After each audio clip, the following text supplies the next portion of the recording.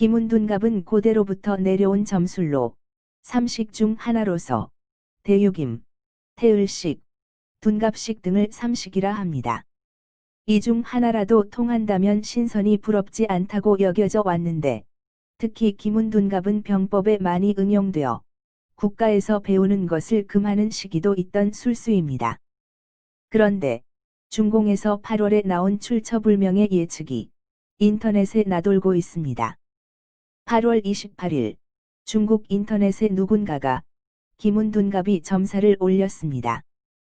그 내용이 기묘하게 최근의 상황과 상당히 잘 맞아떨어지게 표현되고 있습니다.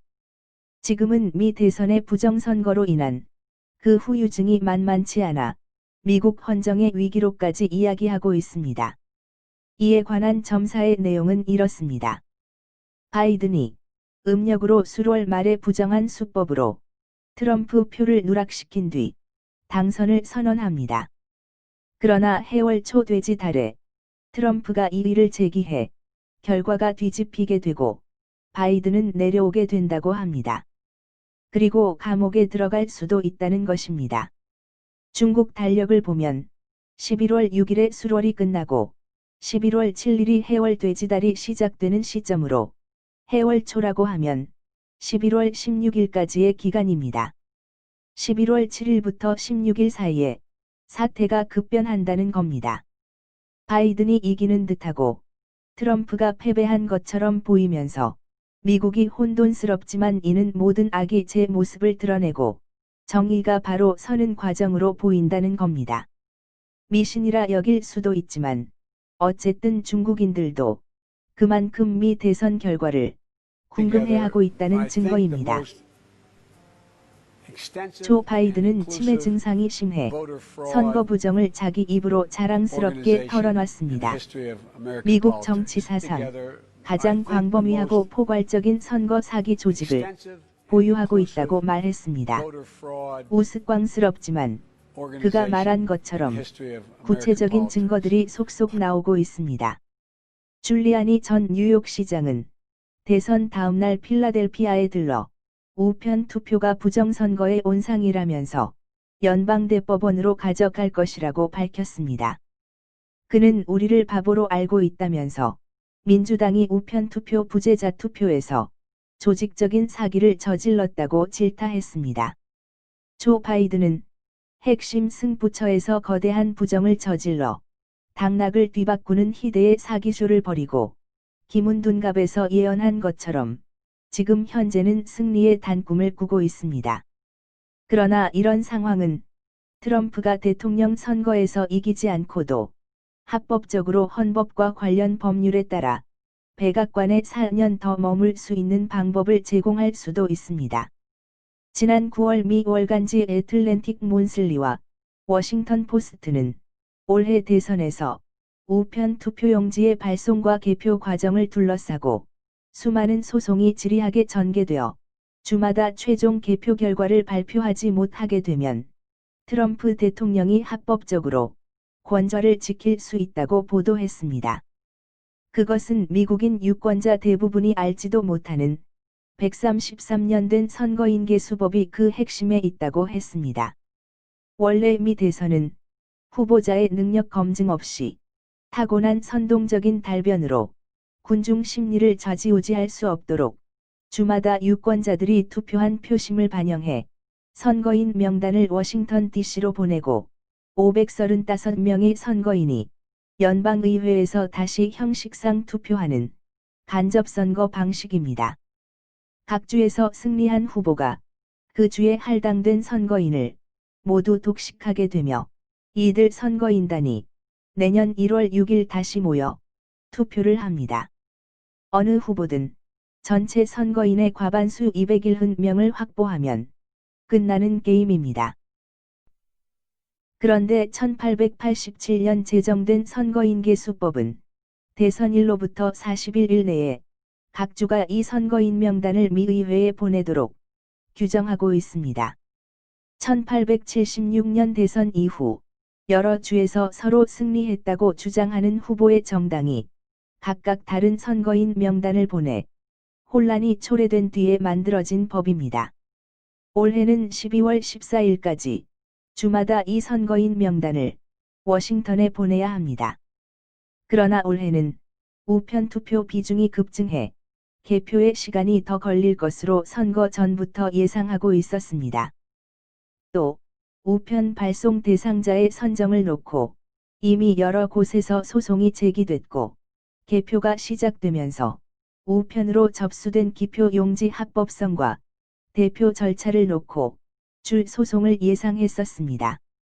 선거인계수법을 단순히 해석하면 부정선거가 존재하지 않는다면 명단 마감일 12월 14일 개표 상황까지 각 주에서 최다 득표한 후보가 할당된 선거인을 다 가져갈 수 있지만, 그러나 요번 미 대선에서처럼 조직적인 부정선거가 있을 시는 소송이 제기되면서 12월 14일까지 선거인 명부를 확정 못하는 주들이 속출할 수 있다는 것입니다. 그런데 이런 미국의 보도의 예측은 정확히 맞아떨어졌습니다. 지난 6월 말 뉴욕 주 경선 결과에서도 주 선관위의 우편 투표 집계 지연으로 8월 초에 나온 전례가 있습니다. 수만 장의 기표 용지가 우체국 소인이 없어 시비거리가 됐고, 또 다른 수만 표는 무효 처리된 적도 있었습니다. 트럼프 대통령은 현지 시간으로 6일 결코 싸움을 포기하지 않을 것이라며 모든 법적 수단을 동원하여 대선 불복 의사를 밝혔습니다. 그러면서 이것은 더는 단위 선거에 관한 것이 아니며 이는 우리 선거 과정 전반의 무결성에 관한 것이라고 전했습니다. 트럼프 대통령은 우리는 미국 국민이 우리 정보에 대해 신뢰를 가질 수 있도록 보장하기 위해 법의 모든 측면을 통해 이 과정을 추구할 것이라며, 나는 당신과 우리 국가를 위해 싸우는 것을 절대 포기하지 않을 것이라고 말했습니다. 트럼프 대통령은 이날 오후 트위터에 부당하게 조 바이든이 대통령직에 당선됐다고 주장했고, 나도 그 주장을 할 수 있다며 법적 절차가 이제 막 시작되었다는 글을 올렸습니다. 애틀랜틱 문슬리는 트럼프는 개표 초반에 앞서갈 것으로 보이고, 트럼프와 공화당은 이후 우편 개표 과정에서 소송을 제기해 개표 진행을 늦출 충분한 이유가 있다고 분석했습니다. 이런 반트럼프 성향의 기자는 기사를 쓰면서도 법 자체도 모호하기 짝이 없다고 했고, 133년 된 법이 21세기 미국 정치를 더욱 늪으로 끌고 가는 상황이라고 우려의 표현을 사용했습니다. 이런 우려를 보면 미국의 법대로 했을 때 트럼프의 백악관 행은 합법적으로 가능성이 있다는 이야기로 비춰집니다. 8월 28일 중국 인터넷에 누군가가 김운둔갑이 점사에서 밝힌 예언이 기가 막히게 맞아떨어지는 순간입니다. 개표 초반에 트럼프 승리 이후 대량의 부정 정황이 발견되고 있는 우편 투표용지 개표로 바이든의 승세로 기울었습니다. 하지만 양당 변호사들은 장기적인 참호전에 돌입하고 결국 12월 14일 공화당이 장악한 8개 경합주의 주의회는 주법에 따라 공화당 선거인단 명단을 워싱턴 DC에 보낼 것입니다. 현재 9개 경합주 중 8개 주의회를 공화당이 장악하고 있습니다. 물론 해당 주의 민주당 주지사는 민주당 선거인 명단을 보내겠지만 사태를 더 꼬이게 할 뿐입니다. 2000년 전미 대선에서 플로리다주의 재검표도 미 연방대법원이 중단시키기까지 36일이 걸렸습니다. 당시에 공화당이 장악한 플로리다 주의회는 대법원 판결 전에 공화당 선거인 명부를 워싱턴에 보내려 했습니다. 미국 50개주 선거인 수 전체 538명은 하원 435명과 상원 100명, 워싱턴 DC 3명을 합친 숫자입니다. 헌법에 따라 연방 하원이 재투표를 하게 된다면 미 의회 한 주에서 2개의 선거인 명부가 도착하면 어느 쪽을 인정할지 애매하게 됩니다. 이를 결정할 미 의회는 상원은 공화당, 하원은 민주당이 장악하고 있습니다. 워싱턴 포스트지에 따르면 이렇게 두 개의 선거인 명부가 도착한 줄을 빼고 나머지 선거인의 과반수를 차지한 후보로 승자를 결정할지도 정해진 것이 없다고 전했습니다. 이렇게 되면 연방하원에서 헌법에 따라 대통령으로 선출할 수 있습니다. 그렇지만 현재 하원은 민주당이 장악하고 있습니다. 그래서 차기 대통령은 민주당의 조 바이든이라고 생각할 수도 있습니다. 그러나 이때 선거는 각 주가 한 표씩 같습니다. 주별로 연방하원 의석수가 더 많은 정당이 그 중에 한 표를 가져가게 됩니다. 50개 주 중에서 26개 주는 공화당 의석이, 23개 주는 민주당 의석이 많습니다. 나머지 한 주는 동석입니다. 결과는 트럼프 승으로 생각될 수도 있습니다.